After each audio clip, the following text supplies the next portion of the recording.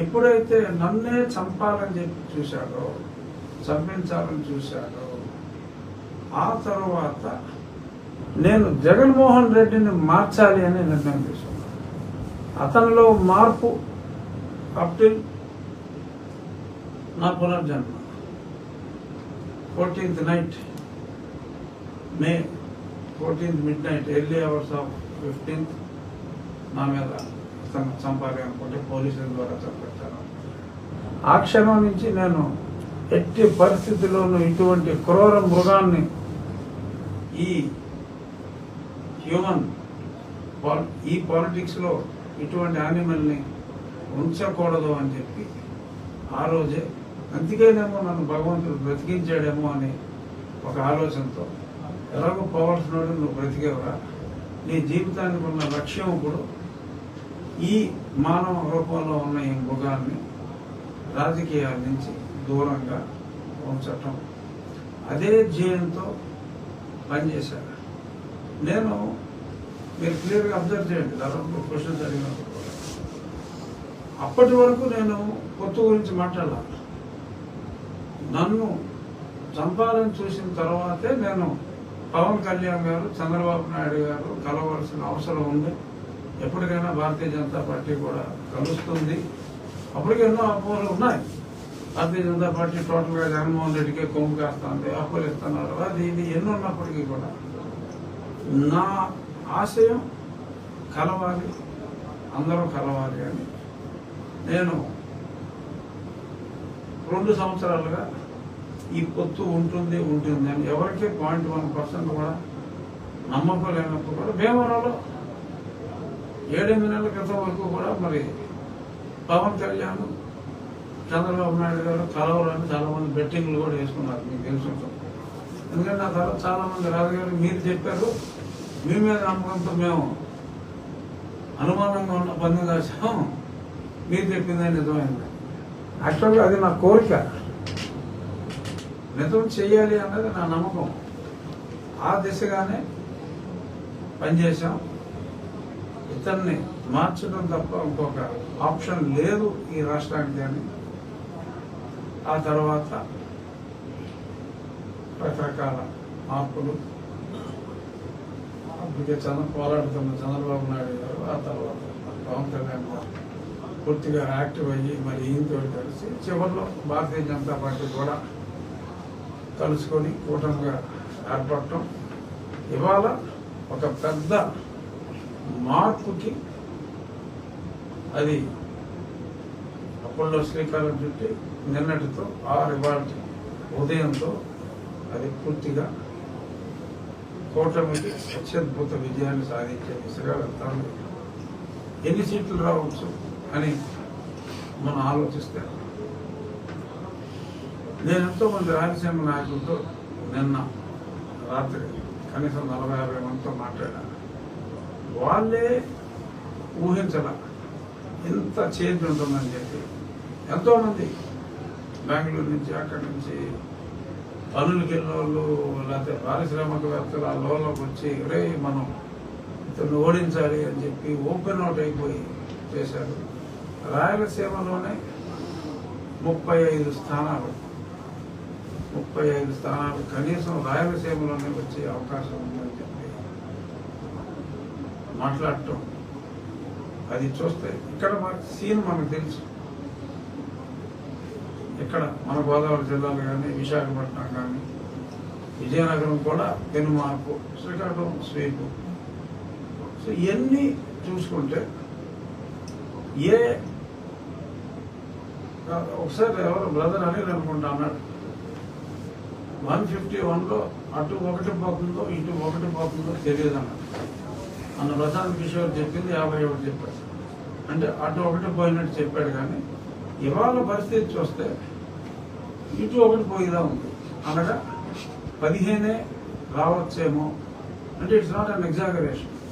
ఇవాళ ground reality మనం చూసుకుంటే ఆ ఎక్స్ట్రా పర్సంటేజ్ ఆఫ్ ఓటింగ్ కానీ, ఆ అవుట్లో కానీ ఇవన్నీ చూసుకుంటే 15 వచ్చినా కూడా పోవాల్సిన పని లేదు. మరి నిన్న సజ్జల గారిని నేను పూర్తిగా చూడలేదు కానీ కొంచెం ఆయన ముఖ కవలికలు గమనించా. ఏడుస్తున్నాడు లిటరల్గా. ఆ బాధ అదంతా చాలా స్పష్టంగా తెలుస్తుంది. కానీ 100, 110, 103 అలా అంటే ఒక డెలీరియం అని చనిపోయే ముందు సంధి ప్రేలాపనలు అంటారు. ఎటువంటి వాటిని అటువంటి సంధి ప్రేలాపనలో మరి సజ్జల గారు ఉన్నారు.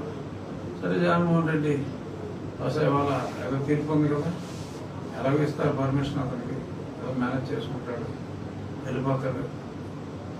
నెలతో 4-5 రోజులు ఎక్స్టెండ్ చేసుకుని రిజల్ట్ బాగుంటే వస్తాడు, లేకపోతే మరి ఏం చేస్తాడో చూద్దాం. బట్ రాజకీయంగా పెద్ద పెద్ద నాయకులు ఆ పార్టీలో ఎవరైతే అఫ్కోర్స్ ఒక్కడే నాయకుడు అనుకోండి, 1 to 100 జగన్మోహన్ రెడ్డి. బట్ ఆ తర్వాత మీలో చిన్న చెత్త అంటే ఉండొచ్చు. ఏదైనా ఆ పార్టీ అనేది రాబోయే రోజుల్లో పొలిటికల్ ఏరియాలో ఉండే అవకాశాలు లేవు అని మటుకు నేను ఖచ్చితంగా చెప్పగలను. ఏదైతే మరి ఇవాళ నేను నా నియోజకవర్గం 2 నా జన్మ ప్లస్ పునర్జన్మ 2 పుట్టినరోజులు ఇవాళ జరుపుకోవటం యాదృచ్ఛికంగా మరి అదే రోజు దాకా ఇందాక చెప్పినట్టు ఎలక్షన్ ఎక్స్టెండ్ అయ్యి నా పుట్టినరోజు నాడే ఏ రోజైతే నేను శపథం చేశానో ఆ శపథం ఖచ్చితంగా నెరవేరింది అని నేను గుండెల మీద చేతులు వేసుకుని చెప్పగలను. నా ఆశయం ఏ ఆశయం కోసం వెంకటేశ్వరరావు బ్రతికించాడో ఆశయం నెరవేరింది. అడ్వాన్స్గానే నేను at the earliest before the result నేను తిరుపతి వెళ్ళి వెంకటేశ్వర దర్శనం చేసుకుని అడ్వాన్స్గానే నా కృతజ్ఞతలు, ప్రజల కోరికని మన్నించినందుకు, ప్రజలకి రాజ్యాంగ హక్కులు తిరిగి కల్పించినందుకు నేను నిత్యం కొలిచే వెంకటేశ్వరని దర్శించుకొని నేను కృతజ్ఞతలు తెలియజేస్తాను. ఇవాళ ప్రజలందరూ ఉత్కంఠగా ఎదురు చూసేది రిజల్ట్ ఏమవుతుందని. అందుకని ఈరోజు ఈ రచ్చబండ నిశ్చింతగా ఉండండి. ప్రజాస్వామ్యాన్ని కోరుకునే వాళ్ళందరూ నిశ్చింతగా ఉండండి. ఎన్నాళ్ళు బాధపడిన వాళ్ళందరూ నిశ్చింతగా ఉండండి. జగన్మోహన్ రెడ్డి అనే వ్యక్తి రాజకీయ చిత్రపటంలో లేకుండా పోతున్నాడు. ఏదో ఆ సాక్షి పేపర్ చూసి తెలియక ఎవరన్నా తెగరలు మా జిల్లాలోకి బాగా బెట్టింగ్ సరదాలు ఎక్కువ, ఏదైనా కాశారంటే పోతారు. సరే మా పార్టీ వాళ్ళే బాగుపడతారు, అది వేరే విషయం. కానీ మీరైనా పాడైపోవాలని చెప్పి నేను ఎందుకు కోరుకోవాలి అని చేత దయచేసి చెప్పిన తర్వాత కూడా ఇంకెవరన్నా పిచ్చోడు కాసుకుంటే అది వేరే విషయం, మనం ఏం చేయలేం. సాక్షి పాఠకులకి నా మనవి. ఇక ఒకటి చెప్పాలి, ఒక అపప్రద నా మీద వేశారు. ఏంటంటే నేను సాక్షి పేపర్లో, సాక్షి ఛానల్లో పదే స్క్రోలింగ్లో కూడా వేశారు. నా ప్రత్యర్థులు కూడా సోషల్ మీడియాలో బాగా తిప్పారు. ఏంటంటే నేను క్రైస్తవ ద్వేషిని అని చెప్పి చాలా దారుణంగా చేశారు. అది చాలా దారుణం. ఎందుకంటే నేను గతంలో కూడా చెప్పా, అయినా సరే వాళ్ళు అదే పబ్లిసిటీ చేశారు. నేను క్రైస్తవ మతానికి వ్యతిరేకం కాదు. ఇందాక నేను చెప్పానేంటి, ఏ వ్యక్తి అయితే ఈ రాష్ట్రానికి శనిలా దాపురించాడో ఆ వ్యక్తిని మనం రాజకీయంగా లేకుండా చెయ్యాలి అన్నది. ఆ వ్యక్తి ఒక క్రైస్తవుడు.